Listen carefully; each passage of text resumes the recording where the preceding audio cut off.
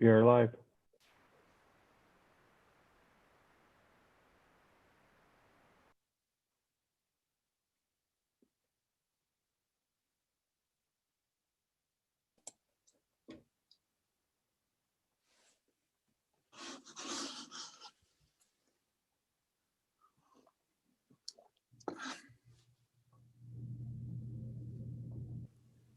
Okay, it's 5 o'clock. Let's call this meeting to order. Roll call, please. Elson, Here. Nystrom, Here. Teven, Here. Pritchard, Here. Melhouse. Here. Okay. Okay. I don't have the agenda printed off. I just got home a minute ago, but as I recall, the first item on the agenda was discussion of curriculum and evaluation. I'm going to turn it over to you, Julie. Okay, so what we thought we would do for all of you is just go over a little bit of data and information about how students are doing right now. And I think Dr. Janes is going to walk us through the beginning portion, and then our building principals will share out from their building perspective. So we'll start there. Okay, do I have permission to share a screen? Mitch? 2 seconds. 2 seconds. That's what I thought. That's Mitch's decision, not mine. There you go. Thank you. Yep. Okay, now let me see if I can do it.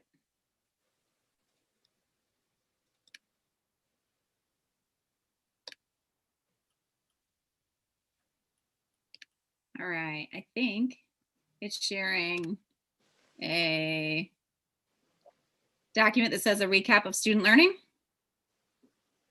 Thank you for nodding along. All right. So what I put together for an overview is just a very brief recap. Some of this data you may have seen or we've talked about in previous sessions, but just kind of to ground our discussion tonight. Just a recap of some data with the understanding that comparing student learning and data to previous school years is really difficult this school year, as we've talked about many times, and that some of our data is really limited. And so, or we're looking at it in new ways because of the circumstances of student learning in the past 10 months. So with that in mind, we continue to use data and the existing data that we have to guide our supports for our students and the efforts that we're making to close learning gaps. And our principals will speak more to what that looks like at every level.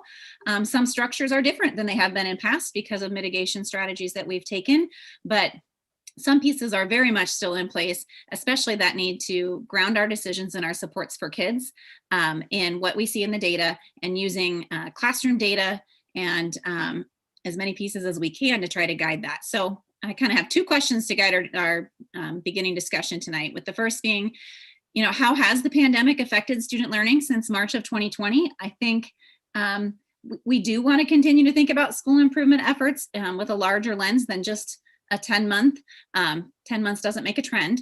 And yet I do think right now that's really where our focus is what has happened for our students since last March, and how do we get back on track with where we intended to be going with our student learning. So the second question is then, how has our return to school this fall impacted student learning when we feel like we've had more control than perhaps we did last spring when we were really in more of a crisis mode? So I pulled a little bit of data to kind of start the discussion, and the principals again can jump in a little bit, but I know I shared with you earlier earlier this fall our K through 8 literacy screening data. And that was really just, we got our kids back, and that was our first chance to kind of screen and see where are we in reading and math. And I pulled literacy data because that's the piece that the state has some statewide comparisons. Math is not a required screening measure for those grade levels, but literacy is. So with that in mind, I think when I shared data before, I didn't necessarily have statewide data at that point. But you can see that the chart here shows a comparison that we screened 98% of our kids in grades K through 8 this fall. In our Heartland AEA region, 90% of kids were screened, and across the state, 92% were screened. So I just want to commend our teachers and teacher leaders and principals for their efforts at the elementary and middle school level to screen 98% of our students, to find ways to connect with our students in remote learning. I know that's a challenge for a lot of districts, but our teachers and teacher leaders and principals found ways to be creative and do our best to get that initial baseline measure this fall of where all the kids were, regardless of what learning model they were in. And then the second kind of bar on the chart shows where they were, how many, and that's the data that I shared with you previously, what percentage of our kids met benchmark. And this is just for K-6. Statewide 7-8 isn't a requirement. So we screen 7th and 8th graders, but not all districts do. So the K-6 comparison here is we had 60% of our K-6 students meet those literacy benchmarks in the fall. And I know we showed some data, and particularly at some of those that first grade, second grade level where that learning is so sequential is where we took some of the biggest dips in our learning. But you can see that statewide, we compare pretty closely to our peers. In the Heartland region, 63% of the students that were screened met benchmark, and 61% statewide of those that were screened met the benchmark. And then I just made a little note here in comparison that the last screening period that we had was about a year ago in February of 2020. And at that point, 70% of our students had met the benchmark. So we definitely saw a little tumble in fall, and we expected that, but that kind of just grounds us in what's some data that we have that shows where our students were when they returned to us. And, we don't necessarily have a lot of hard data yet for where we're going and closing those gaps, but this kind of grounds our discussion with the things that we have in the classroom data that we have to show where we are and where we're headed. That is just K-8 data. So for high school data, I pulled just a little bit to ground our discussion here around student learning last spring. And I know in June we shared some of this data with board members, but we did offer, it was considered voluntary continuous learning for our 9th through 11th grade students at the high school for course completion. But students needed to complete that learning and show mastery of the course standards in order to receive a passing grade for their classes. And if they did not complete that work in spring, then they were given an incomplete, and they had until the end of the first semester here, which was just last week, to complete those courses. And so at the end of last spring, we had 83% of our high school students in grades 9 through 11 that finished all of their core courses. They made sure that we had counselors and teachers advising students as they were working through that work remotely, that, if they focused on their core, if they were struggling, focus in first on those core classes that were needed for graduation. And if they were struggling to complete everything, maybe wait on the electives. So 83% of our students finished all of their core classes during that spring closure. And 74% of our kids finished all of their classes. We were really pleased with that data and with all the efforts that our teachers made to connect with kids, find ways to be creative, to help get them through that coursework so that they were prepared to move on to whatever course came next in their sequence this fall. We didn't want to just end the learning or give them a passing grade for where they were at the point when the closure began. We really wanted to see kids show mastery of those standards in their learning, and the kids really rose to that expectation. As I mentioned, if they didn't complete enough coursework to show mastery, then they were given an incomplete, and students had opportunities in summer and fall to work on that classwork. I don't have final numbers for you, and I don't know if the high school has an estimate for you or not. The semester just ended last Thursday, so my guess is they don't necessarily have those hard numbers yet, but I do know that by early fall, we had 271 COVID credits out there that were credits that hadn't been finished yet, and 203 had been finished by early fall. So we were pleased with the efforts that kids made over the summer and early fall as well. And again, all of our teachers that were making amends for kids and finding ways to be creative and meet their needs. So that's kind of the data that we have that shows what happened last spring to ground our discussion. And then the next question is, well, how are we doing since we've returned to school in the fall of 2020? I think it's important to note that the majority of our students have been able to remain fully on site, attending in person, and that families did have the option this summer to select a remote learning model prior to school starting, and that coursework was taught by Boone Community School District teachers. I know across the state, as I network with other districts, many of the districts offering a remote learning model have that offered through a third-party provider of some sort, like an Edmentum or Edgenuity type coursework provider. And we felt it was important that those classes be offered and taught by BCSD teachers to help really parallel what was happening with our on-site model, so that kids could easily come back if they were ready to. And so that, our goal is to continue to keep those kids as a part of our BCSD system. And so we want it as closely aligned as possible. And we really feel like that best supports our kids' learning in ways to close the gaps instead of creating more gaps. I know there's research saying when students transition schools, they can lose up to 6 months of learning. And so we want to keep those kids with us and connected to our curriculum. So I think that's an important thing that we've put in place as a mitigation strategy for those gaps, is to align as much as possible all of our students' learning. I have just a little bit of attendance data that I'm able to pull with a new statewide system that kind of is an early warning system. And attendance is important because it matters. There's research that shows that it's one of the most important factors for student achievement. And so I just have a little bit of comparison data for how our kids are doing with attendance this school year. And statewide, the state kind of has set this threshold of students who have attended 90% or more of the school days are considered to be on track with attendance. We know there's absences, but attending 90% of the time is considered kind of on track. So with that in mind, 80% of our Boone students this fall in grades K-8 are on track. They've been attending more than 90%.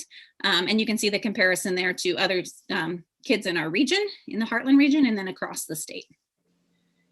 We obviously have data that we don't have yet, that I wish I had for you tonight, but it will be coming, and data that we'll watch closely, some more summative assessment measures.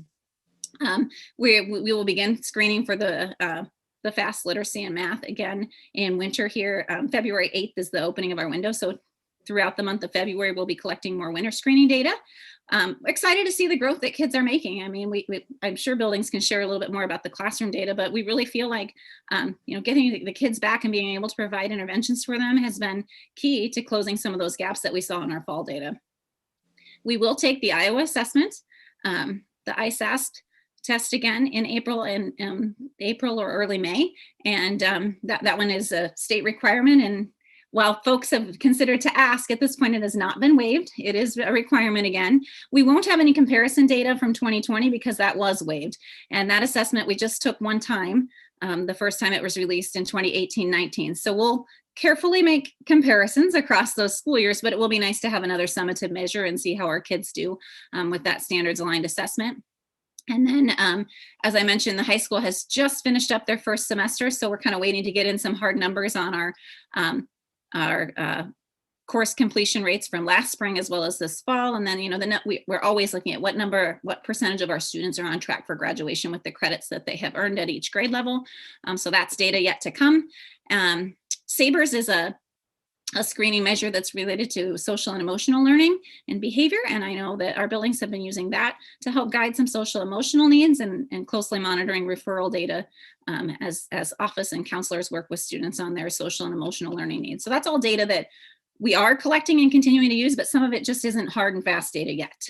But there's always formative data in our classrooms that we use to guide our decisions. And I've just given you a really big overview, and the principals really have better information about what's happening in our schools and our classrooms and our collaborative teams. That is really the hard work at closing gaps. So I will stop my share, and I'm wondering if you want to go high school on down or elementary on up to share a little bit about what's happening in our classrooms. Let's start from the bottom and work our way up. One quick question, Jill. When you had those attendance numbers, percentages at 80%, is that just for the kids that are full-time in the classroom, or does that include the ones that are online as well? That includes all of our students. So it's a difficult pull out of Infinite Campus, and if it hadn't been a snowy day, we may have been able to get that data pulled for you, because I'm curious as well to see, does that 80%, is that similar across the board, or is that differ from our on-site to our online learners? Again, a snowy day, and that data did not get pulled this afternoon. But if that's data that you're interested in, we can certainly share that as we get that pulled, because I do think it would be interesting to note if attendance differs across their models of delivery. Yep, I was just curious if the online were included at all, and so they are. They are. Which is good. Be kind of an interesting comparison, especially I think everyone Julie sent you out that article I found from in Medscapes, which is that evaluates some CDC data that showed that kids who were on in classroom every day actually had lower rates of COVID problems, and so did the faculty compared to those that were hybrid or online, which they can analyze 3 different studies and combine all the data. So that was an interesting comparison. So with that said, Autumn, we're going to start with you. All right, awesome. I just got some dental work done, so part of my mouth is numb. So hang in with me, friends. Yeah, as we look at our data at the elementary level, I think, just summarizing it, our CFAs, which are like our assessments that we do off of our standards that our teachers are teaching, as part of our lesson sequence to meet those essential standards, we're right on target. Kids are growing that are in school and are, doing everything they need to do. We're reaching those targets. We're still able to intervene using the MTSS process. We don't have WIN the same time we always have. And so we've really been pulling teachers and pushing them to intervene for kiddos that are struggling. But our data for those essential standards and focusing through the classroom looks really good. We're meeting our targets. We're meeting our standards. Some of our classes had to go back a bit, especially with phonics instruction, and catch up some holes that had been missed from the spring. But luckily we've been able to do that. And a lot of our curriculum leaves flexibility for those weeks anyway. So we've been able to go back with some of our phonics instruction, start that, and then get right back on pace for our regular instruction to ensure that we've met all the standards by the end of the year. So that was awesome. And that was really good to see. Like Jill said, we haven't got our most recent FAST. That window is coming soon. We'll get that both in literacy and math. Our students that were really struggling, we've been progress monitoring and evaluating their growth along the way. A lot of our students are making growth, which is awesome. One challenge I would say this year that's kind of been different from last year is the students that are struggling. We have to really gauge and see, is it due to COVID? Is it a gap that we need to close, or is it something that we need to look at for child find to see whether or not we need to move forward with that process? So our teachers have been really working hard to collect a lot of data and make sure that we're really gauging, okay, who has a gap due to COVID that we can catch up? Who might have a learning disability? What does that look like? Because at our level, we often catch them if they're struggling that way too. So that's something that we've been working on a lot this year and trying to analyze what gaps are due to the COVID time missed and what gaps are just instructional ones that we need to look at our different types of learners. So that's something that we've been working on a lot. We have our intensive plans in place that are really have a focused goal, a focused data collection tool, and then a team that monitors that data and makes decisions that way. So again, that MTSS, that responding with those multi-tiers of support are still in place. They just look a little bit different this year. One of the questions we were asked to speak to was online students versus on-site students. And I think, one of our biggest struggles with our online students is, especially our little pumpkins, engagement is huge. Not being able to sit next to their peers and pick their favorite colored pencil and talk as they get up and walk and go get their counters. Our online teachers are amazing performers and have tried to do as much as they can to engage students. But for our lower levels, one thing that is really required for success online is parents sitting right next to them, being that proximity person that their classroom teacher and associates would normally be. That's not available for every family. We worked really hard to make sure that parents knew that that was a need that needed to happen, so that, before they signed up for that, they knew that was a part of it. Our students that are struggling are the ones that don't have the parents available to sit next to them and offer support throughout their learning time, especially because if you don't know what an A is, there's other tools to figure out what an A is. We have lots of hand signals and other things like that, but some of those, constrained skills that once you know them, it's really hard if there's not somebody next to you correcting you or helping if you don't know what that site word is or whatever it may be. So I would say that's our biggest hurdle with our data is it's hard. It's intense.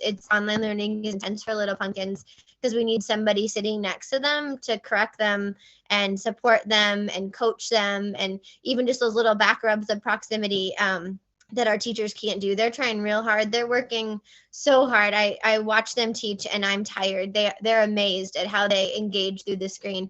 They just can't reach out and touch them. So that's something that, we've struggled with our online learners, is finding ways to do that. However, we've added supports like title reading for our first graders. We've recently added that in through an online module of doing it. Our title teachers are learning how to reach kids through title and sending manipulatives home so they have them in front of them. we've added that other layer of support. Both of our online teachers, well, all three of our online teachers have been able to have interventions in place where they meet with students as well too. So we're trying to, go with some of the MTSS model, even into the online model, for sure. So yeah, I mean, I think it's hard to compare because it's, two different environments that is done really differently. This next go round, there's some benchmarking that we need to do where students really have to read and the teachers really have to look and see how they're responding to the text. And we're going to try to have them come in a little bit for that because that's really hard to get an authentic read of that assessment in person. So we've taken a lot of safety procedures to make sure that that's available for students, that parents feel comfortable doing that. So again, our online teachers have just really been growing in that way. I think one thing that we can really celebrate throughout all of this is our focus on social emotional. I think it's been, we talk about how adults feel during this time and how parents feel, but kids can feel really stressed during this time too. And our teachers have really stepped up their instruction around social emotional skills. And we're seeing that. We're seeing kids who know how to process their emotions and feelings. They know how to be problem solvers. And our teachers are doing the same thing. They're really stepping up new problems. We hit the brother sister phase really early, I like to call it. Normally it's around March, but now because they play with the same friends at recess, they used to by the same friends at lunch, they have the same friends in their classroom. So teachers have been really responsive to, they even have them organizing games at recess for one another and creating stations and doing things to really address the social emotional needs of our students. And Justine Stevens is our family liaison at our level, and she has just been phenomenal at partnering with families and parents and reaching out and calling and supporting and making sure kids have access to resources that they need during this really tricky time. So that's kind of my summary. Any questions that I didn't address for you guys?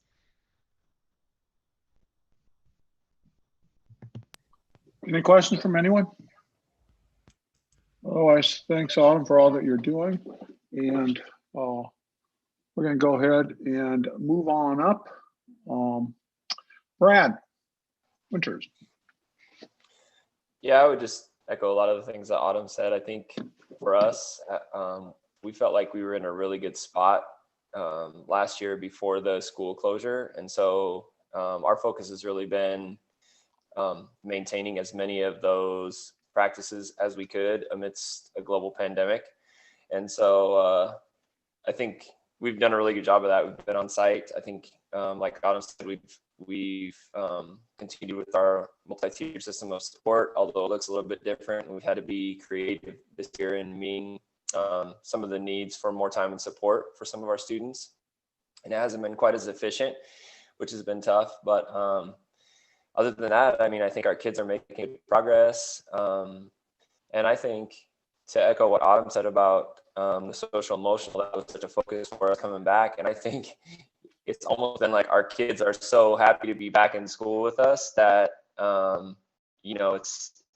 we haven't dealt with maybe some of the issues that we had before just because of that long time being away. Now they're happy to be back, and kind of that excitement and that joy has lasted the whole year just because they've experienced that time without being in school, without being around their teachers or being around their friends. So yeah, I mean, same thing with our summative data on our identified essential standards. Students are making good progress. Every once in a while, our teams will gather some data on a formative assessment or a summative assessment, and students won't be where they expect them to be. And I think part of that is that as they go back, they find out that there was some prerequisite skill that maybe wasn't covered like it normally would because of the school closure. And so we're having to go back and fill in some of those gaps. I would anticipate that as the year goes on and we start tackling some of those standards in math that weren't covered, not that they weren't covered, but they weren't covered the same during the school closure last spring as they normally would be in a regular year, that we'll start having to go back and fill in some more of those. But they're doing, I know we're doing pre-assessments, and which includes looking at prerequisite skills, and also do some of the students already have the skills that are covered in the unit, so that they can individualize the support that they provide for kids So yeah, I think just really good about keeping on what we're doing, and with all the things that have been thrown at us, and still seeing our students make good progress. Okay, thank you very much. Questions for Brad or Autumn now as we go through the elementary kids? Otherwise, Scott's on board right now. 5, 4, 3, 2, 1. Scott, you're on. All right. It's been, I'd say, as calm as it can be for being in a middle school this year. I think we still have lots of good things to report. I think it makes us realize sometimes we schedule our own craziness. As we've made some changes with our COVID procedures, we've really liked some of the things that have taken place. And one of the things that Jamie shared with me today was we had looked at our referral numbers, and in fall of 19, we had 264 referrals. And this fall for 2020, we were down to 91 referrals.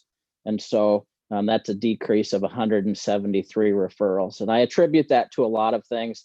I attribute that to a lot of the procedures that we put in place, the teachers building relationships with kids, the programs that we have set up, and the interventions to work with those kids as they're going through. But just seems like it's been a calm start to the year, and it's just kind of maintained steady. You know, we still have like everybody else, we still have our students that pop up on a regular basis, but for the most part, things have been pretty good. And I think the places that we've really liked has been having a check-in place for students to go in the morning. I think that's important to start off their day, you know, because of the structure. Normally when students come in, they're in the gym and the commons, you know, for anywhere from 30 minutes to an hour before school starts. So trying to get them wound back down and ready to go to first hour class, I think creates a challenge, and lots of behavioral issues even with that before school starts. So having all the students go to their homeroom when they get there, and a place to check in, and building the relationships with those teachers while they're there has been a really positive thing. On top of that, going to that homeroom teacher during activity time, instead of having 150 kids in the gym at one time, has been able to space kids out. I think we always notice, especially coming back from lunch activity, that again, it's kind of, you get worked up and you're playing games and doing stuff, and it's important to burn that energy off. But we have just noticed less problems coming through with passing times. You know, not using lockers during the day has been amazing. Instead of people having things go on in the hallways, they're just walking to their next classes. That's been really good. And the staggered dismissal at the end of the day has also been amazing, as we don't like to spend lots of time supervising after school. Instead of supervising a million people, you've just got your last hour for the last couple minutes as we do that dismissal, and then getting our kids out in that first round of buses on our shuttle. You know, before we had, I don't know, 200 kids for 45 minutes, and now those kids walk straight to the bus and get on the bus, and then we have about 30-ish kids waiting for the next round of buses to come around. So it's much more calm after school, much more manageable. And so we've really liked some of those things that have been in place for this year. Our reading and stuff, we have we've got our reading data day coming up. We've got our reading associates in place. We switched that up a little bit this year. Again, like Brad said, while we don't have win time, we are providing lots of systems of support. While we used to solely use our reading associates to pull and do fluency readings, we're doing those polls to get our whole group numbers, and then we are having those teachers work directly with the reading teacher in the reading classroom. So they're doing small group instruction, and the reading teachers are working with those teachers to be able to rotate kids around based on their needs and what their scores are, to to help in the classroom as well. So that's something that we're doing new this year with our reading associates. Aaron Holm has just started this year. He's been working with Annie Carpenter on the Numeracy project. And so that is something that he has been working with special ed teachers, and going to put some more of that in place, which gives us a screener for math. Annie's amazing to work with. And I had a conversation with Aaron the other day, and he just gets so excited when he's into something. And so he's just celebrating that. And the more we get to know it and understand it, and really it's a great program that gives you detailed steps with, this is where you're at, this is what you're missing, and here's 15 interventions, next steps that you need to do for the student to get them to where they need to go. So we're excited to kind of start doing that with our groups. Jamie's been overseeing our MTSS group that meets weekly. That's been awesome as we meet. It's been myself and Jamie, our counselors, Krista, TLC. This year we invited our BD teachers to that, our 5, 6, and 7, 8 BD teachers, because lots of times some of the students that we're working with or focusing on come from their areas.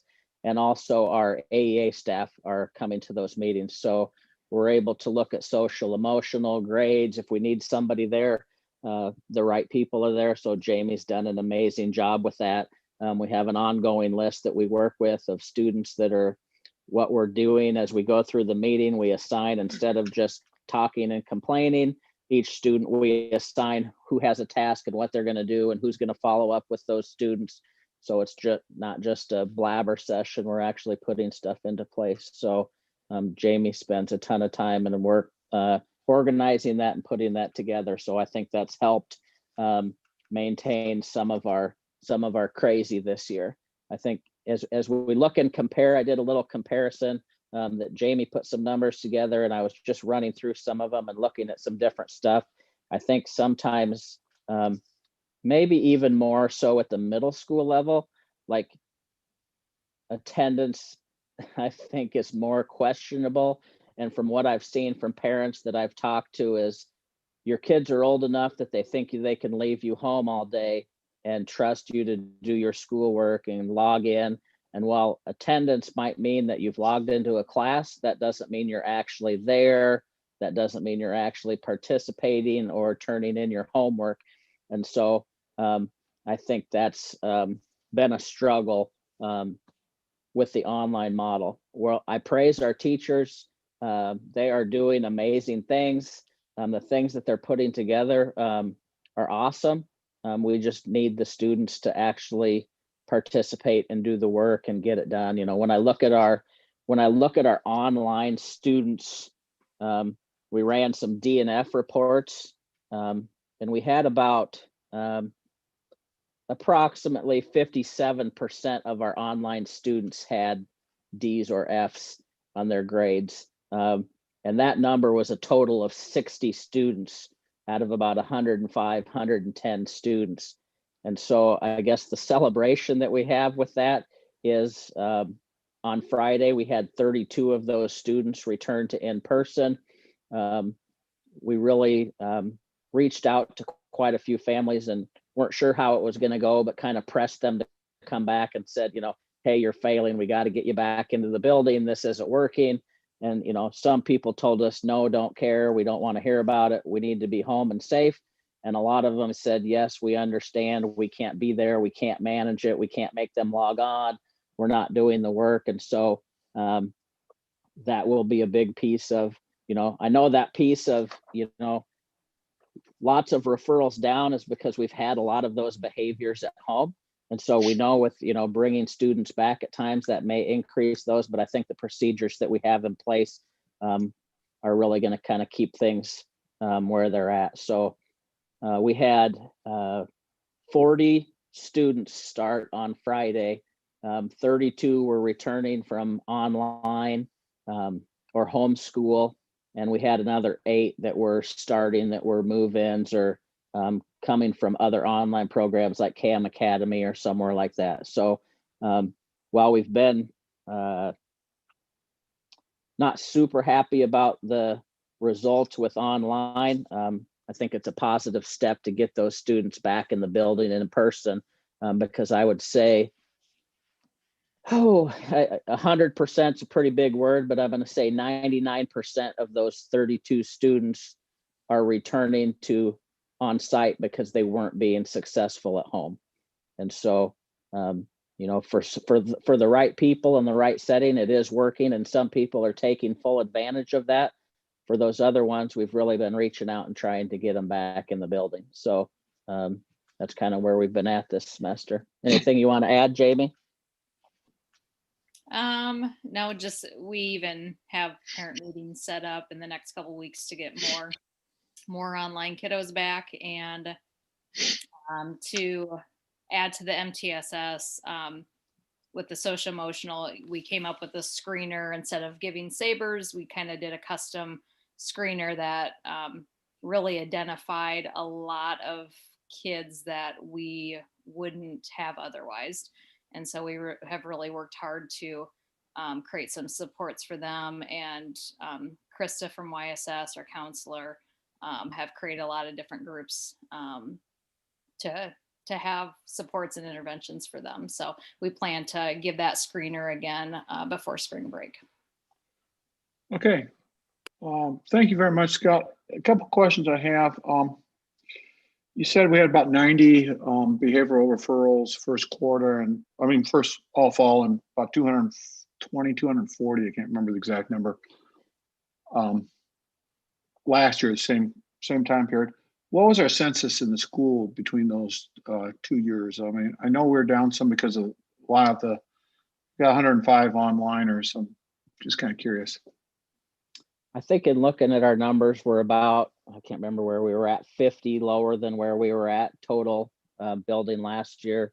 With 640, we have 110-ish online, and I think that number's down to 77 now left that we have online, kind of divided out between the grade levels. Sure. So so a little bit of that 50% or that decrease to 91 could be our census of kids, not quite as many kids, but a lot of it is probably indeed some of the great things you guys are doing over there for behavioral issues. Second question, those numbers you gave us on online rates of D's and F's are astounding, very concerning. I'm going to assume that the kids that have seats in the classroom, we don't have 50% of them with D's and F's. What would you say that percent baseline comparison? I split that out and spaced it out, and the average, I think, of the other students when I tried to run a quick number was about 16% that had a D or an F, so quite a bit lower. Okay. And I didn't do numbers like if one student had 3 or 4, I just counted by the student. Sure. As we put those numbers together. So. Okay. So there's definitely a difference there. Yeah. Okay. I'm glad to hear we're getting some of those kids back, because obviously it looks like some kids can thrive with the online, home-based, and some of them aren't. We need to really try to work on those kids that are not. So, any other questions from board members?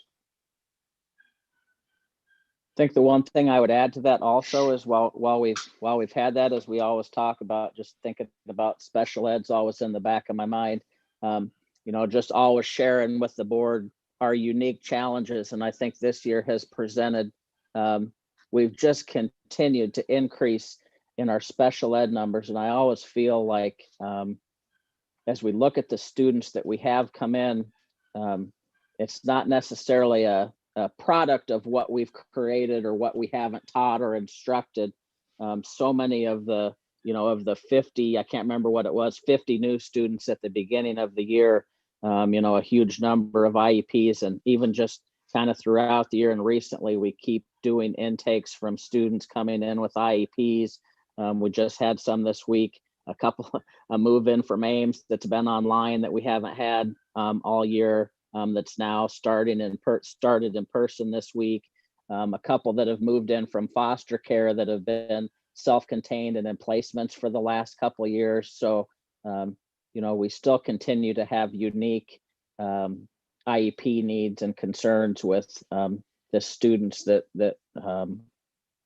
we just kind of continue to manage. We've had pretty good luck with those kids so far, and have been pretty lucky that some of the behaviors that we've thought we would have coming in, we haven't had to deal with. So, but we have a lot of students, a couple in placements, several that are self-contained that can't make it out to classes and trying to manage those. And I would just, that's another celebration that our teachers that are working with those students are just amazing. So I was Good going job. to add to that too, Dr. Milhouse, that I want to commend the teaching staff, the special ed staffs, as well as gen ed staff, that something that we have shifted to this year is as we get these IEPs, and I think historically we have added the supports based solely on the IEPs, and this year we have tried to get them into our environment before we make a shift, so we know that any shifts in supports that we're making are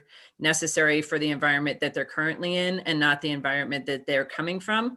And that's something I just think, I think that's some of the success that Scott's referring to, is that they had some supports at middle school that maybe they didn't have previously, or the way that they've structured things that have allowed us not to have as many supports and allow them the opportunities for a lesser restrictive environment than what their IEP indicated initially. So I think that's, again, something to celebrate with our staff, because they have worked really, really hard to make sure that we're matching our supports with the actual needs once they're with us, and not based on experiences outside of our district.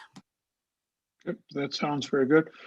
Just out of curiosity, we heard anything or gotten any open enrollments in from Ames, just because they're still just hybrid at their middle school and high school? I know I'm hearing off the cuff from some of our nursing staff that come over from Ames. They're getting a little frustrated that their kids aren't back in the classroom more than they are.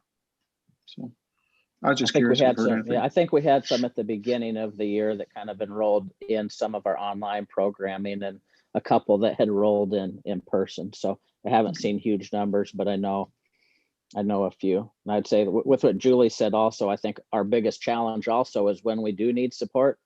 I'm just amazed that it seems like there's lots of people that need jobs, but we just can't find anybody to work. We've had an associate position posted for 6 to 8 weeks and can't get anybody to apply for it. So even when we're in a spot where we need 1 or 2 or 3 people, it has been impossible to find the help. And I really expected there to be more people being like, hey, I don't have a job. I'm gonna, looking for work to do, and still just nobody's applying. So it's tough. It's very tough. So, okay. Any other questions, or else we're going to move up to Chris and Drake. Chris. Thank you, Dr. Milhouse. Can you guys hear me? Yep. Okay. Everybody's frozen, so I just wanted to make sure that you could hear me. As you can imagine, it's been a rough task over first semester. Some of the things that we were concerned about kind of coming in has kind of come through. Very similar to the middle school, a lot of the online students, that's not necessarily the best environment for our students in a lot of cases. And there's been some struggles in that area. One of the things that we were during first semester that we weren't able to do or prepare for our students are things that we made adjustments for 2 or 3 years ago to make sure that our students were being successful, and we weren't able to do that this first semester. The bright side is that as we continue to look and watch the numbers as our grades are starting to get posted right now, they should be completed later on this week. We have made modifications for second semester that I think will help support our students. Right now, we did see an increase in failures from first semester to second semester, or from first semester this year in comparison to first semester last year. And one of that large numbers was the freshman and sophomore classes. That's concerning, and one of those pieces and one of the interventions that we had in place that we weren't able to utilize was the 8.5 program. And I think that over the last 5 years has shown a really good success in terms of building a great relationship with our students and then giving them an opportunity to get a credit before they even come in and really start the momentum in a positive way. And so that's something that we're continuing to monitor and look at. Hopefully we'll be able to get to 8.5 this summer and really build the relationships with the 8th grade students that are going to be coming in as they transition to the high school this upcoming year. With that said, we continue to see a large, not a large number, but a significant increase in failures. We're monitoring that right now.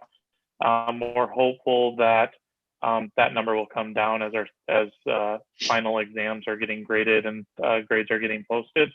The bright side right now is that our lowest number of failures are within our 12th grade class. So that's a positive that they are, our 12th graders are really focused in on what's going on and are able to make sure that they're staying on track for graduation. Our online students, of the 90 students that we currently have in online, we have about 39 students that have at least one F, which is concerning to me. In addition, we're excited that we're going to be adding our Spanish teacher for second semester. Students weren't as successful as they had been in the past. So we're excited to have our new Spanish teacher this upcoming semester. One of the things that we did notice is that currently of the students that are failing, we have about 24 students that had Fs in the 1920 school year. And so that's something that we need to keep an eye on so that we continue to progress towards graduation for those students. In second semester, we modified our schedule in order to offer our win time. Again, as an intervention, we felt like it was a need. 3 years ago, we added intervention time because we knew that we needed to have that. And in addition, one of our goals as a staff was to make sure that we're putting very explicit instruction towards life skills, social emotional learning, and things like that. And so that intervention time is also going to double as an advisory time every other week. We're actually in the middle of the first 5 days, which will focus in on some calendar scheduling, just making sure that, to do tasks, things like that, to make sure that we are giving the opportunity for our students to learn how to really manage their time efficiently and effectively with all the modifications and changes that have been going on, as well as making sure that we continue to push forward and make sure that our students understand that they need to be on time with assignments and making sure that they're ready to go as we move forward for second semester. So this week we're going to be working on our flex time and just making sure that we train our students so that they're ready to go in the intervention period coming up. Obviously, it's been really inconsistent with the different models that we've been running over the last 10 months, and we're seeing kind of that effect. One thing that we have worked on, and we actually are going to meet tomorrow, is setting up an intervention for the students that are failing right now. We know exactly why they're failing. They have the standards, and we've identified the learning targets that they need to hit. And so we're going to be working with our TLC program to contact parents and use our power hour at the end of the day to go and actually we'll make phone calls to parents and let them know that we're expecting them to show up for power hour at the end of the day. And the TLC program is going to be going and picking up students at the end of the day and then making sure that they're following through to see if we can get some credit recovery with the grades that are failing right now. So that's kind of where we're at right now when it comes to the failures. In terms of attendance, obviously we took that hit right before Christmas, but I'm definitely content with our attendance. Right now we're running at about a 94.77% on a daily attendance rate. We were running pretty high in the 95% until we were forced to go online before Christmas. So other than that, I'm really proud of our staff. Many of our staff are, teaching online while teaching in person, and that juggle is definitely a difficult situation. They continue to work hard and put our students in the best place possible. And we'll continue to challenge our students to step up to the plate, make sure that they're successful and preparing themselves for graduation. I think that's the one thing that we're going to really truly focus in on is that 9th and 10th grade. We know that if you don't have a very successful start to high school, it's an uphill battle. And so we know that we have some conversations and some things that we need to have with the 9th graders, and we'll start focusing in on that right away next week as we start second semester. Chris, did you say how many people came back that were online that came back starting second semester? We only had, I believe it was 8. Is that right, Drake? Can you guys hear me? Yes. We had about a +6 return. So we had about, I think it was like 10 return, but then a few go out as well, back to online with medical notes due to mental health concerns and reasoning. So I think we gained a total of 6 back at second semester. Okay. You mentioned 24 with F. Was that just the senior class that you were talking about, Chris? Yes, sir. Only 24. Right now with numbers, we've got about 137 students with an F. At this time last year, we had about 70 students, and so we've seen a double. But like I said, we've had 40 students that are online right now that had 40 students right now online have at least one F. The one thing that I do want to caution with those numbers is those are rough numbers right now. Teachers are still putting in and posting. So from the post number, when we pulled the post numbers right now, numbers look a little bit better than that number. This is just what the 137 students right now was just present grades without the finals. So we're continuing to look at that. Okay. And then do we have a final number as far as those kids who never got their credit recovery from last spring? They had until the end of this semester. We don't have a final number.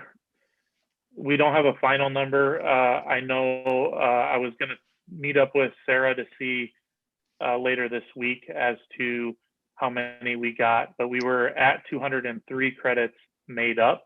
And I know Sarah Madsen, our online teacher, has been working diligently with our students to make sure that they were making those up. I actually had, I think it was 3 conversations last week on a couple of students that I really challenged them to get it done. It was a matter of finishing 1 or 2 standards. So they're capable of getting that done. And so I'll get better numbers as grades get posted this week. Okay.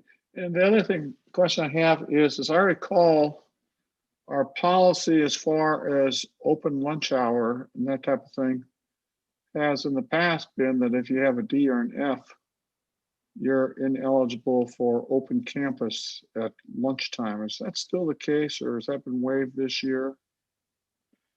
That was waived due to the COVID limitations. Okay. I'm in favor of bringing it back if we needed to. I think we have the space in the lunchroom. I'd be curious as to see what that would do for our lunches. So that might be something that we can investigate too. And something to add on to that as well is we have one lunch period that's really full compared to another lunch period. So that might cause a little stress. But you are correct in that we had a policy where you'd have a 2.5 GPA and be on track with your credits to earn open campus. And that was semester based. I'm kind of wondering if we need to look at seeing how we can do with that. Start providing maybe a little bit of incentive here. I'm a little bit discouraged with these numbers. I mean, it's not going to affect the freshmen and sophomores as much because they're not allowed open campus, but our juniors and seniors it might affect. I think one of the things in terms of monitoring these Fs that might make a big difference is, if we go and we get the students before the end of 8th period, and then we work through making up those Fs, I think that will have a little bit greater effect at this time. They're not going to be able to just leave at the end of the day. We have that power hour built in. And so rather than just letting them leave right at the end of the day, we grab them and we're like, we're not going to let you fail. And I think that's one of the things that we're going to continue to push is, we want all of our students to pass, and we're going to do whatever it takes to get them there. So making sure that we go and grab them and say, we're going to ride you out till we get you graduated, I think is really important. Chris, when you Questions said you had from other board 137 failures or something like that, was about double what you had last semester. Does that include your online kids too? Or did you have those pulled out? Yes. Separate? It does. So No, some of we those, didn't pull it. We put them all together. Yep. so some of those essentially maybe have open campus anyway.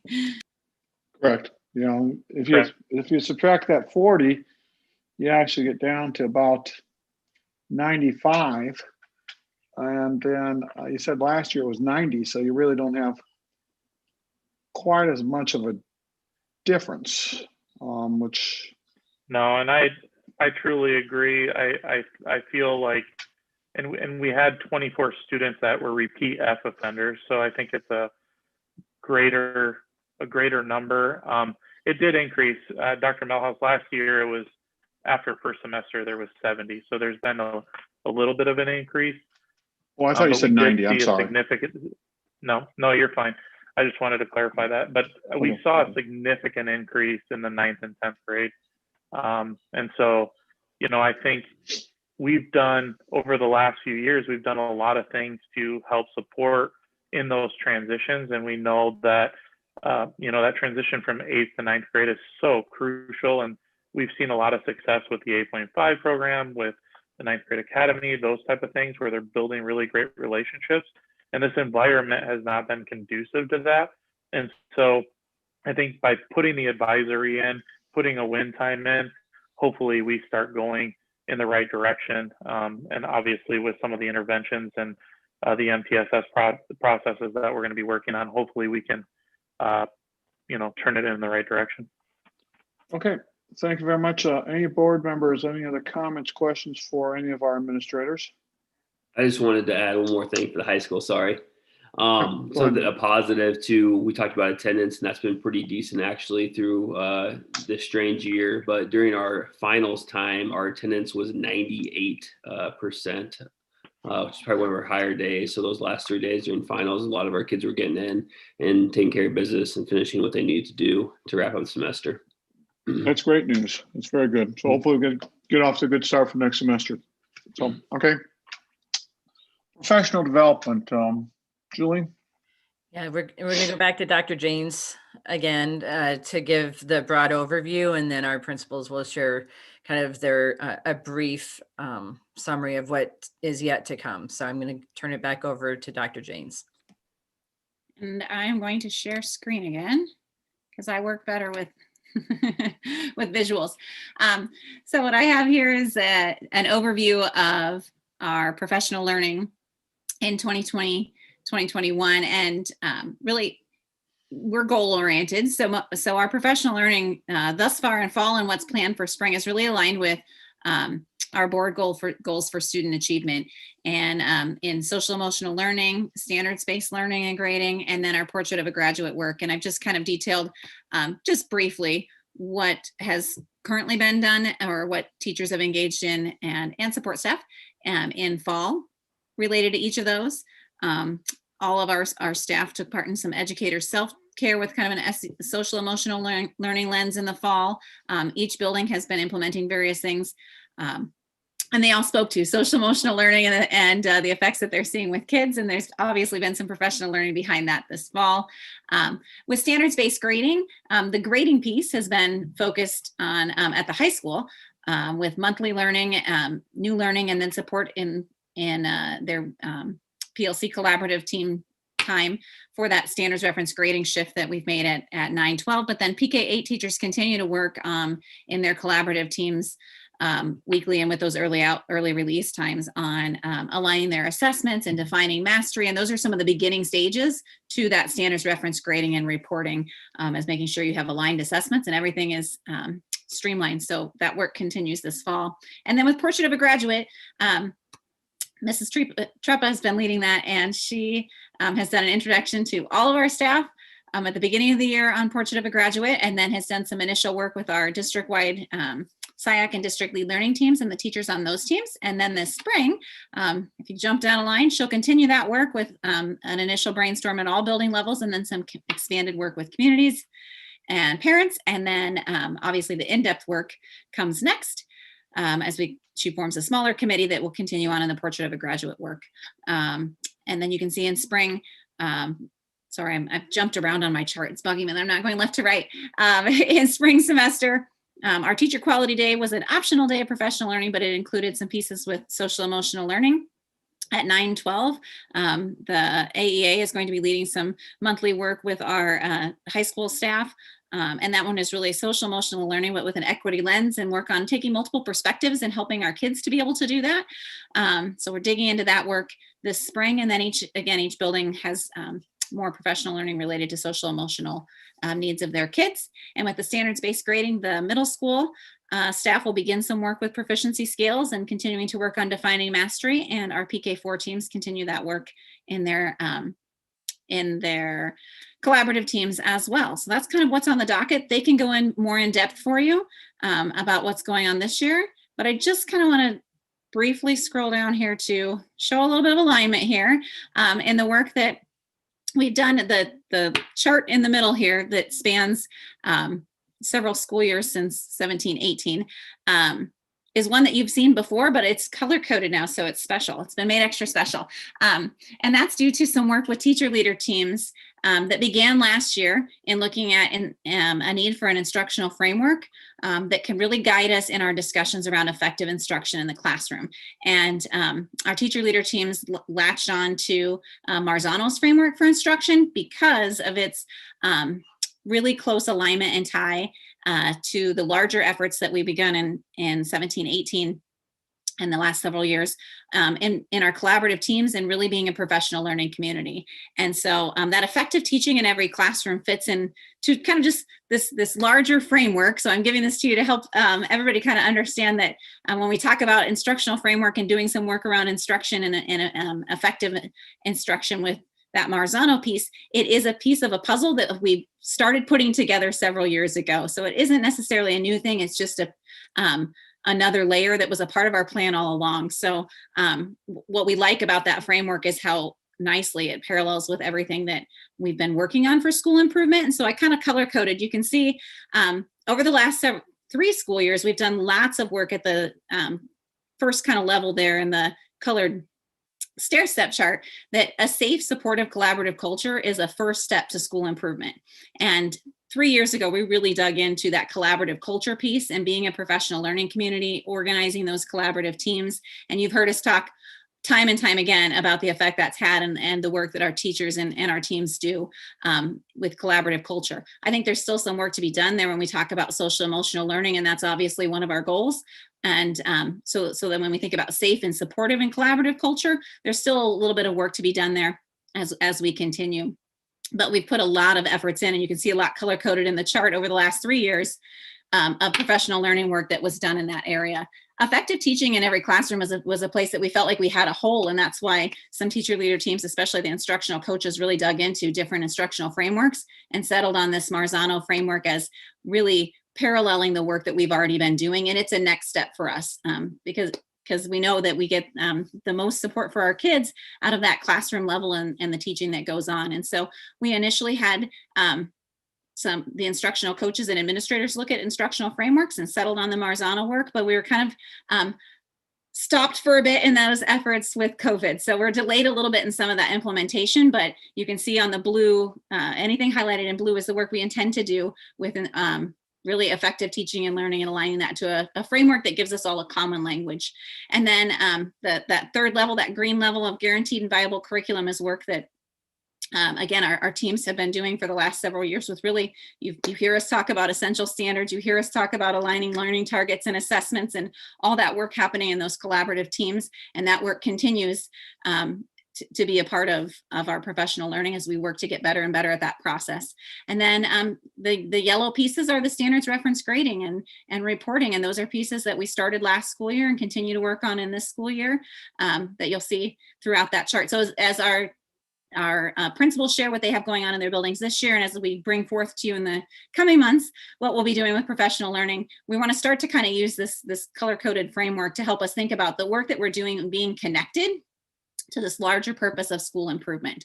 And so with that in mind, I kind of just highlighted at the bottom that the implementation of that instructional framework really begins this spring with some intensive learning for teacher leader teams and our administrative team to help bring those pieces back and think about ways that we can help build that common language around instruction and improved instruction with all of our teaching staff. We want to continue the expansion of social and emotional learning when we're thinking about a safe and supportive culture. And then there's still some additional learning to be done around standards reference grading and reporting. And of course, every building have different needs. So some may have more need for that guaranteed and viable curriculum work and be giving their teams more time for that in professional learning. Others may feel like the social emotional learning is a piece to focus, and they may focus in a little bit more on that safe and supportive collaborative culture. But when we talk about each building doing different things, it's because they may have a different need wrapped in under this framework that's going to guide us in our continued improvement. So I bring that to you to kind of help you compartmentalize when it feels like there's a lot going on and help you see how they all fit together and with purpose. And I'll turn it over now to the principals. Okay. Sounds good. Since we're starting to get a little pressed on time, let's just get a 5-minute summary from each principal to try to keep things moving, because I'd like to be able to get out of here by 7 o'clock. If possible. We're going to go backwards this time. We're going to start the top down. Chris? Sounds good. As we've done PD most of this year, we focused primarily on standard reference grading as well as social emotional learning. At the beginning of the year, we primarily looked at assessment. What does a good assessment look like? We have had some magnificent professional development that our instructional coaches have helped support when it's looking at standard reference grading. We are excited. Our next pieces of standard reference grading, we're going to be talking about feedback. What does that look like? And making sure that it's timely. And we just met on Friday and we're working that out. But what are some expectations for second semester when it comes to grading? So we'll be doing that on February 3rd. And then we met with the AEA staff and have been putting together a presentation on social emotional learning and making sure that our teachers are using self-care to make sure that they're taking care of themselves prior to, we know that if you take care of yourself, we'll see success with our students as well.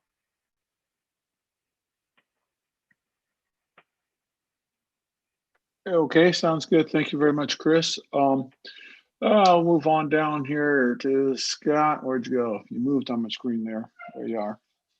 Scott. All right, we are, like Jill said, we're just kind of in that process, about a year behind. We would have liked to push more a little bit this year, but I know with making online available to all students, we stole lunches and planning times and don't really have the time to, well, we're moving forward, just not quite as quickly as we would like. So not that that's a bad thing though, because I think as we're working through the year, we've got teachers that have read charts are looking good, still working on unit plans, comparing assessments, preparing for that. So as we come into the end of this semester, we're introducing some work on proficiency scales. We haven't hit that point yet, so that's kind of our target this year, is to have our teacher leaders introduce some of that work. I just ordered some resources today through the AEA to help guide our staff through that transition.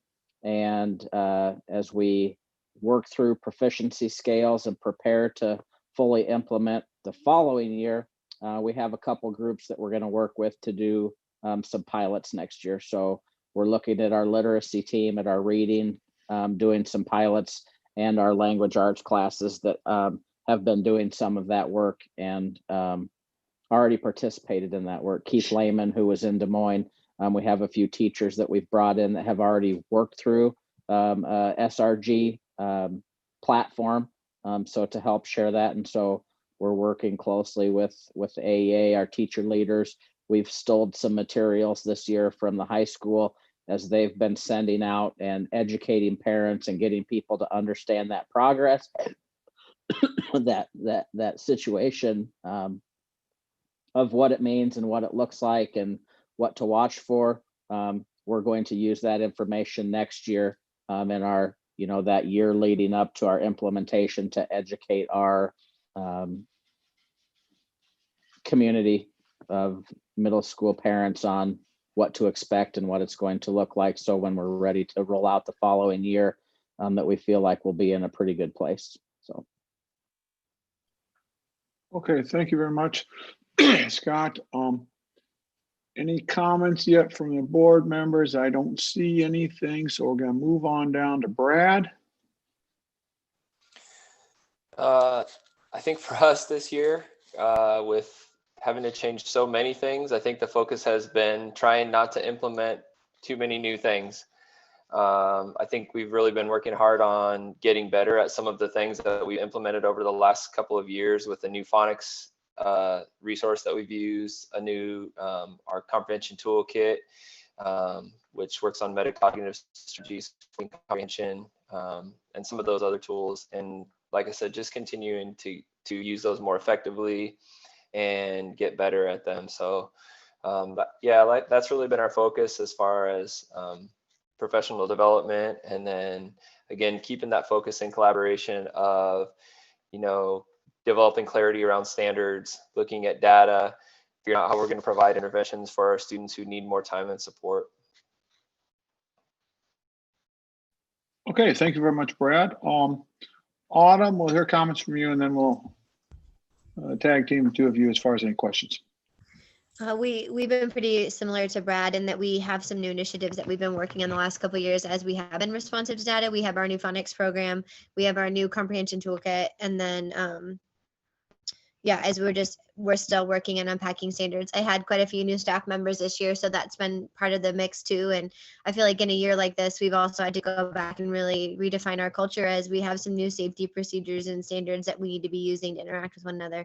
But yeah, we continue to build in our essential standard work. A lot of our time has been spent on how without win time, maximizing our time efficiently, how we've been able to meet the needs of our students to ensure that kids who are struggling or not meeting the standard have a response team ready on the go.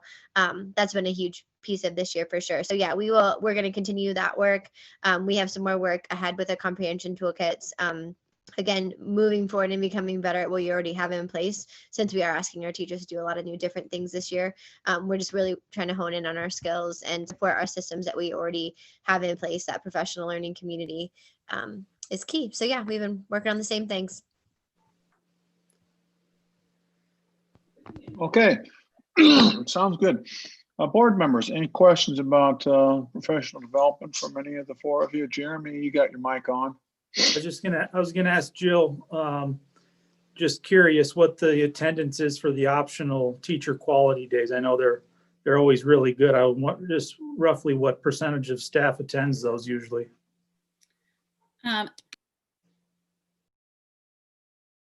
Just a minute. I do have that, but I don't have it off the top of my head. If you'll give me a moment, I can pull it up.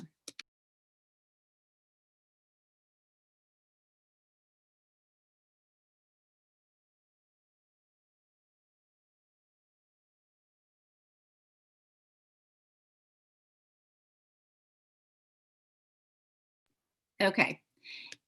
We've seen, I was curious this year too.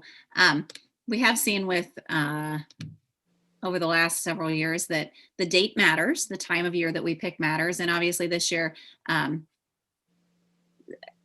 COVID-19 matters and the stress of teaching through a pandemic. So we held our teacher quality day in 17-18 in December. That year we had 133 teachers attend. In 2018-19, we held it the day before Thanksgiving break on a Wednesday. We had 152 teachers attend that day. We had held it on a Friday right before school started. We tacked on an extra day of professional learning in 1920 in August before back to school. That year was low attendance with 116 teachers, and this year's attendance was 93. We did have some teachers this year who were also unable to attend, and that they were perhaps out with various reasons related to COVID-19. So I know that was also a challenge. And what's the total number of teachers we employ? Mitch? 160. Oh, wow. So we were getting 3/4 of them a lot of the times, or close to it. Yep. So that's pretty good. Thank you. That's a pretty good number. And this COVID is a unique year, I think, all around. So I'm not sure we can lay too much substance to that one year in the 90s. I'd be more interested in a trend next year or the year after. So, okay, sounds good. Any other questions from board members?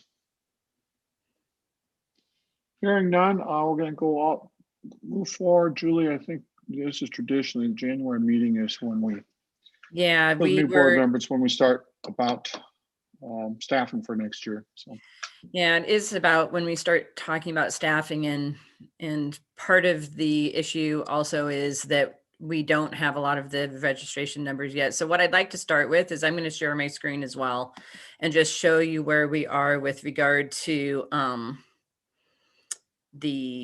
well, maybe I'm not. I need to find out why it's not showing up I'm not on my work computer, so that's part of the problem probably. Let me just see what I can do to get that.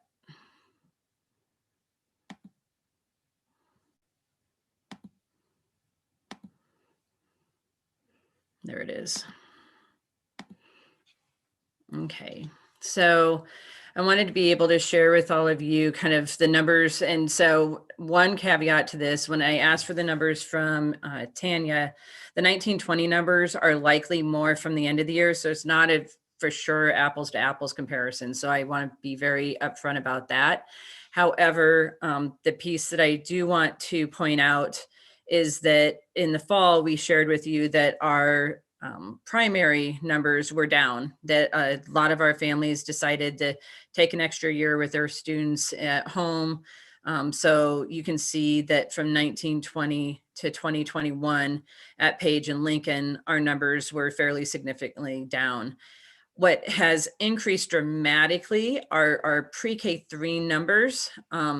As you might recall, our 3-year-olds are students that have been identified as having some special needs. And so they're integrated into our 4-year-old preschool programs. In addition to that, what's not on this chart is that we do have 7 4-year-olds with IEPs as well. So the teachers that are supporting our students with some special needs in preschool, the 4-year-old preschools, you've got right now currently 9 with 5 more in process, and the 7 4-year-olds. And so that's a very large number. It doesn't really even matter how big of a school district, that is still a very large number. And also looking into the fall, we've been told that we're looking probably at 12 or 13 to start the year. And that's before the school year even starts. So I just want to make sure. So right now our plan is to keep our personnel flatline, that our FTE would be the same. But keeping in mind that if we get back the students that we lost in kindergarten and that maybe just didn't come to school and they decide to come back, we may need to add some staff. But if that stays low, then we'll just shift the staff accordingly to where we need them. I think that, so there are several things that will help us in the planning processes that are currently happening. Tomorrow night begins the start of preschool registration. And so that's the thing that will help us immensely with our preschool numbers, knowing how many are registering for that. Free t-shirts are a big draw, it would appear. So we're hoping that that will continue to increase the interest in preschool. The other thing that we are going to do that's different than previous years is in March, I'd like to send an informal survey out to the entire district, all of our families, to get an idea of how many plan to come back.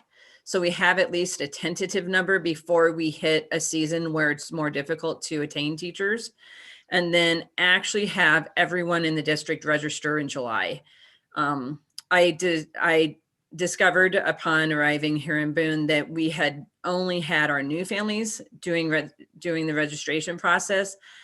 And that makes it extremely difficult to know how many students you're losing until you start school and you don't see them in the seats anymore. So we will have a formal registration process for every family, whether they're new to Boone or returning to Boone this summer, because that's how you plan. That's how you're able to make sure the staffing is accurate and you don't end up with a lot fewer students in a classroom than you think, or a lot more students in the classroom. So those are some registration differences that we're going to undertake to try and make sure that our personnel that we hire match the needs of the district. So right now our goal is just to stay with the FTE that we currently have. We're hoping to, and we're able to do that because of the ESSER II funds that we're receiving. We're able to move some of those general funds around to accommodate for the loss of revenue that we would be seeing next year.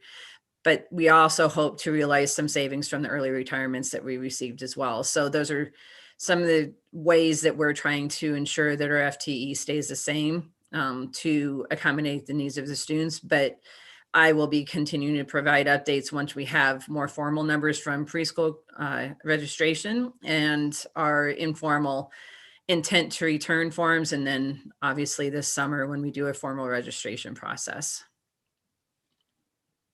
Okay, thank you, Julie.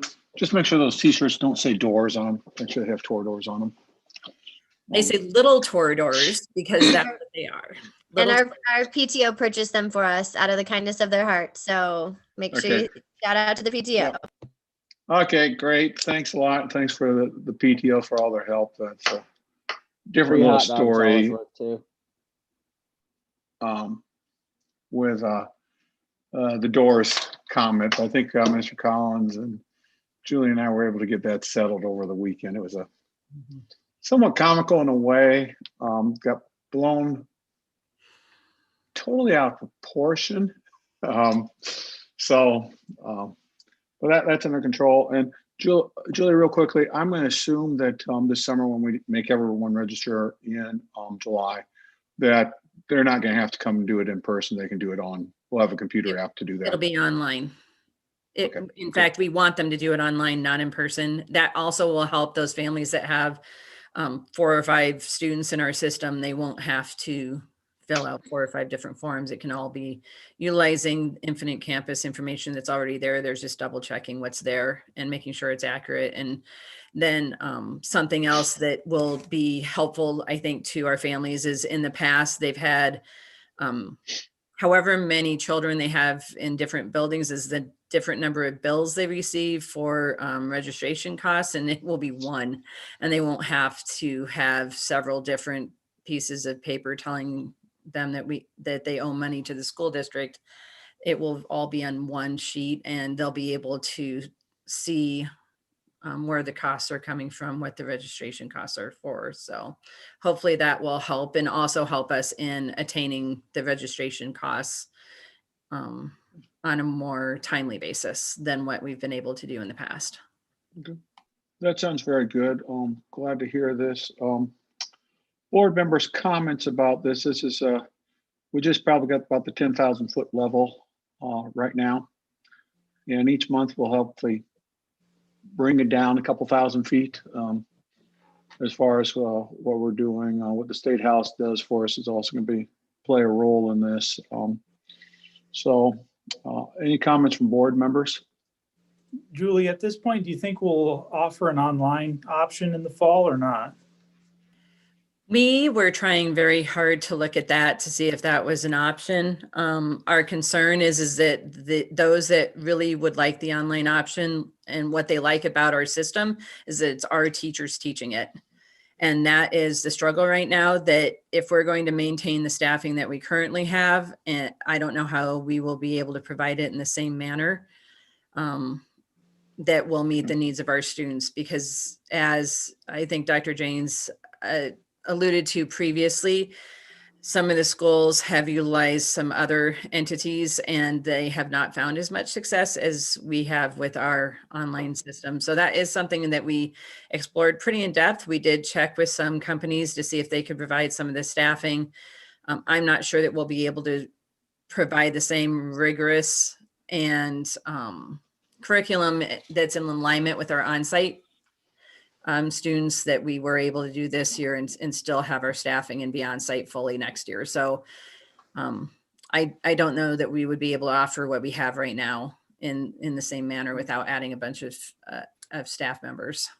Do you think it's possible the governor just makes that decision for districts and says no online, or will there always be districts offering an online option? I think the online will always be there like it has been in the past prior to COVID. That's been an option for families. We'll see what the future brings. Okay. The department did release some guidance last week on everybody's minds around what it takes to be approved as an online provider, and information for school districts to connect with others who've already gone through that process.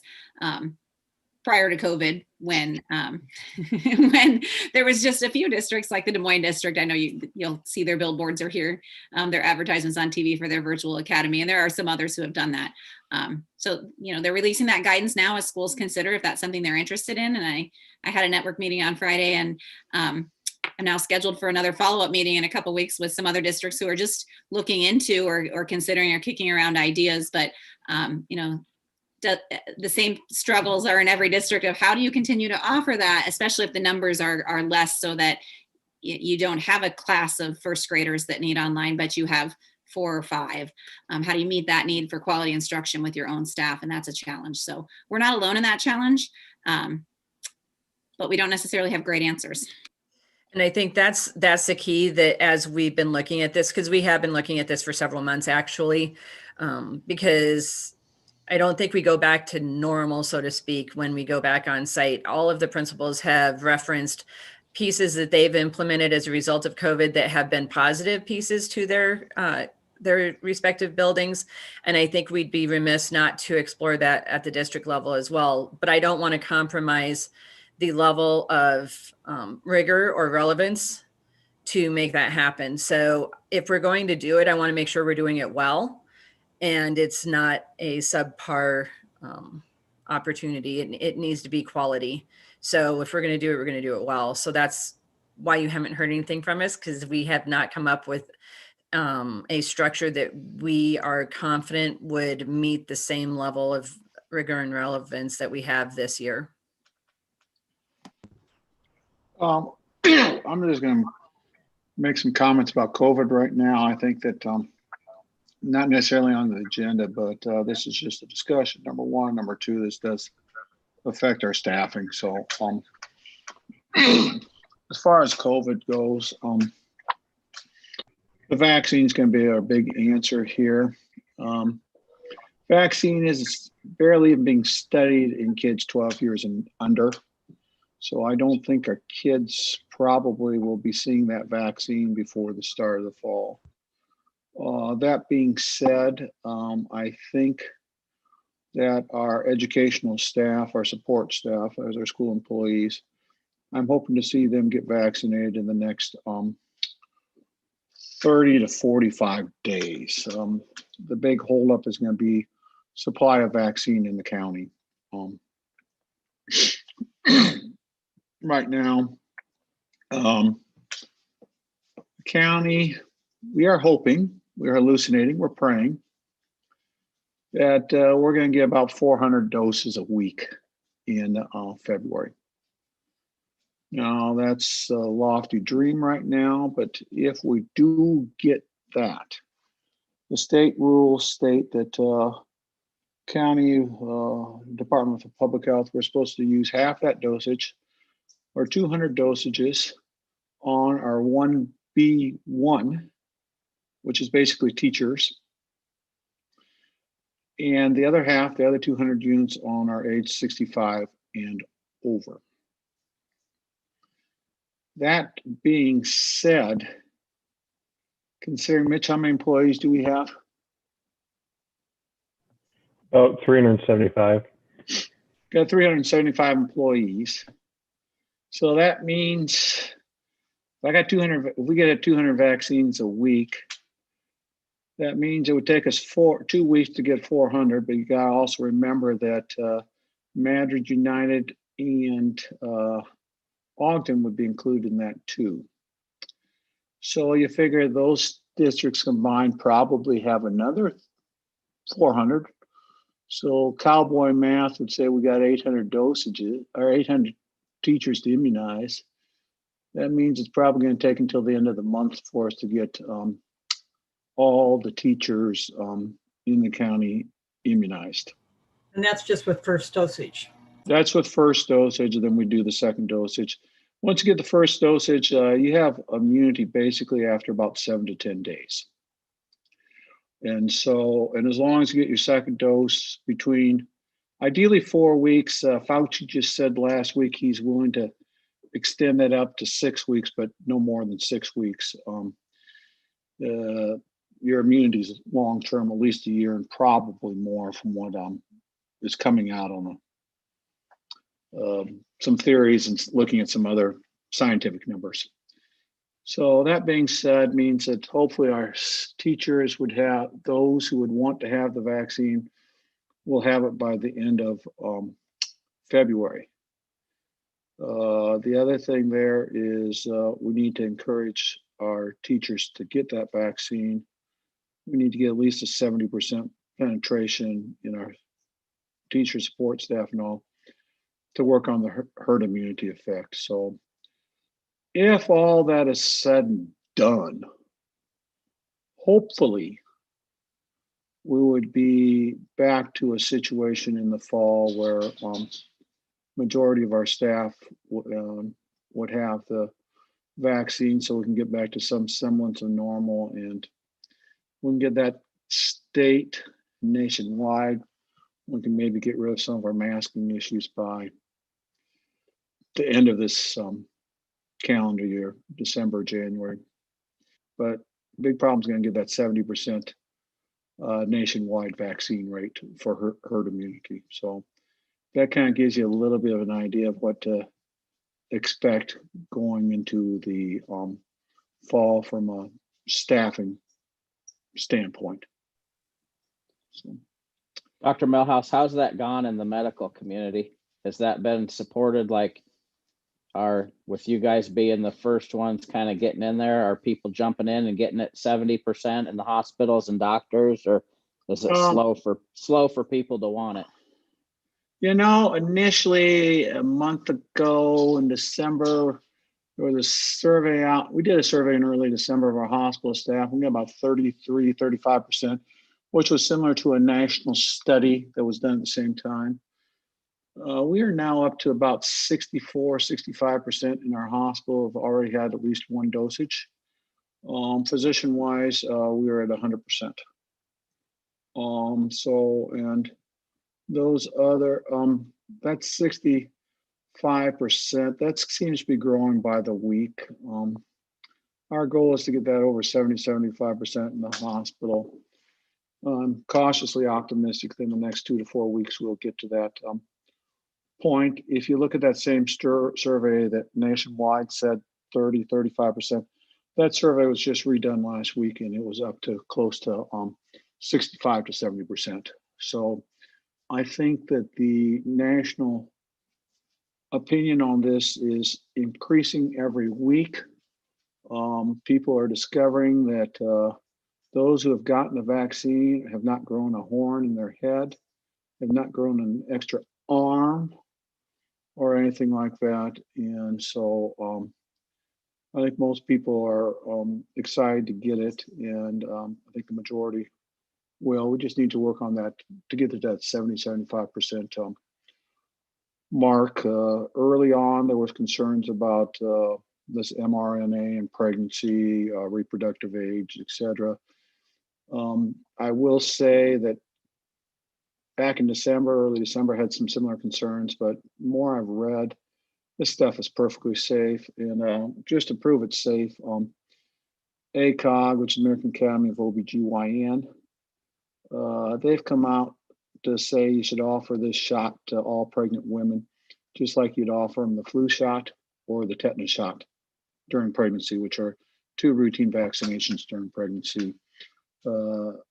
Society of Fetal Maternal Medicine, which takes care of the high-risk OB patients, they have the similar statement: give it like you give a flu shot. So those 2 organizations normally have a problem getting them to agree to give them a Tylenol tablet to someone pregnant. The fact that they have come out that much in favor tells me this stuff must be pretty good and pretty safe. Though they've got experts in epidemiology, infectious disease, and they've had more access to and have read more literature than I'm ever going to read on this subject. And I have to agree, be happy with their endorsement. So that gives you a little bit of an update as far as staffing trends, staffing issues. Other questions, Pam?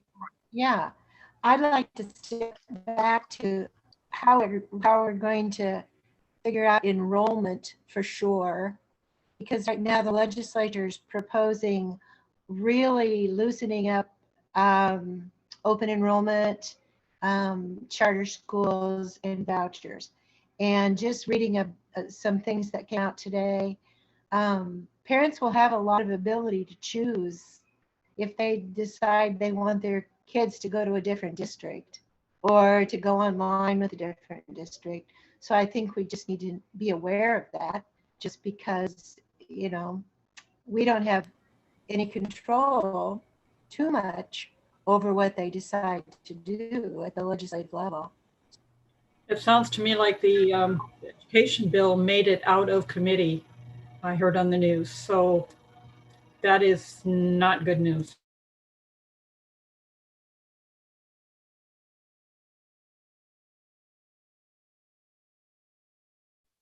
No, I think that this is a concerning issue for all of us in public education. We need to be talking about our friends, neighbors, legislators, expressing concerns. Because it's definitely could have an effect on not only Boone Community Schools, but all public schools in the state of Iowa. That's very concerning. It's my big concern is it's going to penalize the have-nots, those lower social economic, with all these bills that are being passed, and there's going to be unintended consequences. But yes, indeed, we've got to be looking at that as far as our enrollment numbers for this coming fall. I think that just justifies some of the extra measures we're going to take, Pam, to have a better handle on our numbers. So it's not that we aren't going to continue exploring online opportunities, but again, I think it's really important that what we offer is of quality.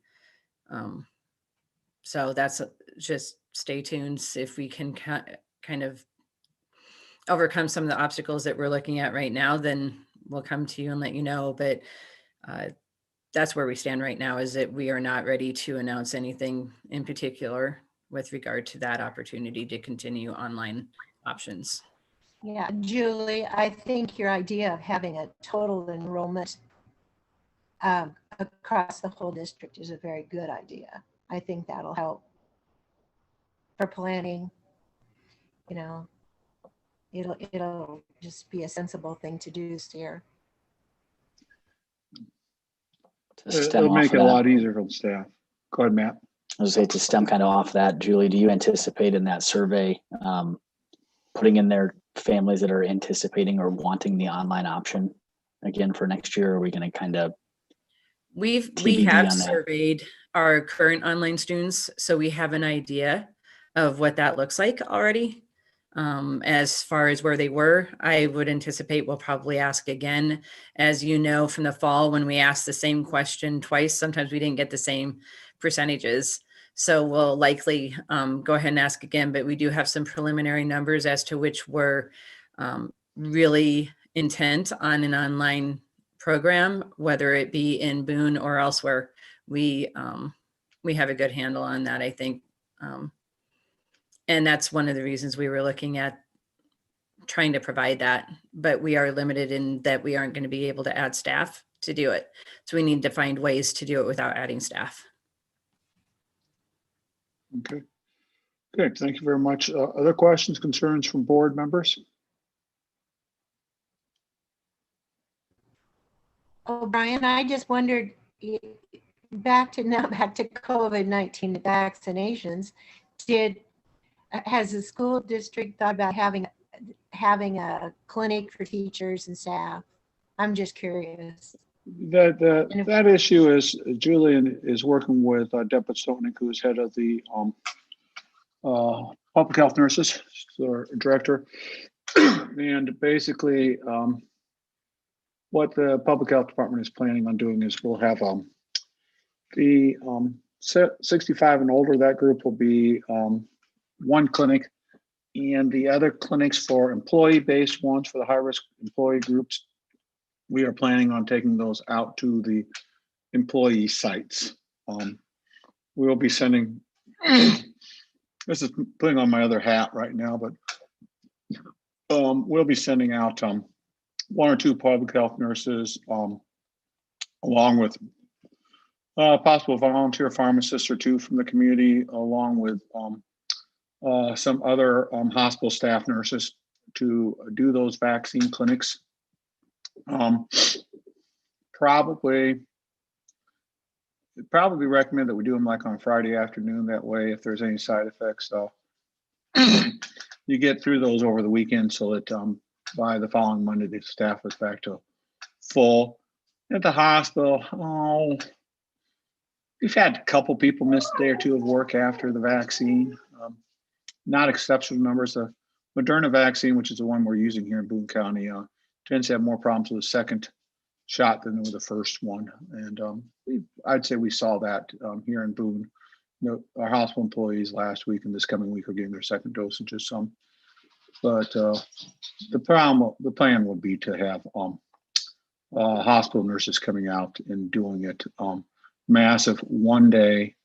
Deb Stotnick and her crew will work with Julie and our school nurses to get this set up, and all the teachers and support staff and all. You're gonna want the vaccine. They're gonna probably have to go to one location, probably the high school gym or the middle school gym, depending upon which one is available, to do it.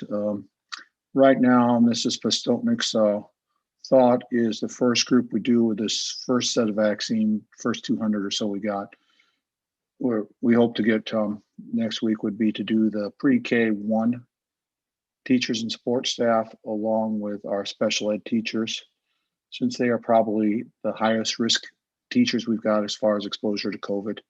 And then in future weeks, as we get more serum coming back to the schools to get the rest of the teachers. That's preliminary right now, again, 5,000 foot view as far as what's happening. Julie, any other comments?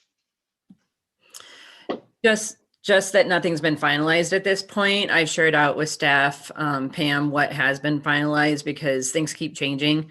So the last thing I want to do is promise things to the staff that don't come to fruition. So I've let them know what I've been told by the public health nurse, and we will do everything we can to make sure it happens as swiftly as possible because I think everyone's very anxious to participate. So. Remember, I'm dreaming with those 200 a week. Okay, that's our dream goal. Ideally, get more than that, but until we actually see that serum sitting in the public health nurses' offices, we're not going to do anything as far as guaranteeing any clinics organize any official clinics.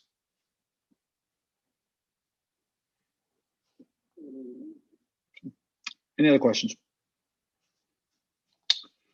Otherwise, we're going to adjourn this meeting. We'll see you folks in 2 weeks' time. Thank you, everyone, for participating tonight.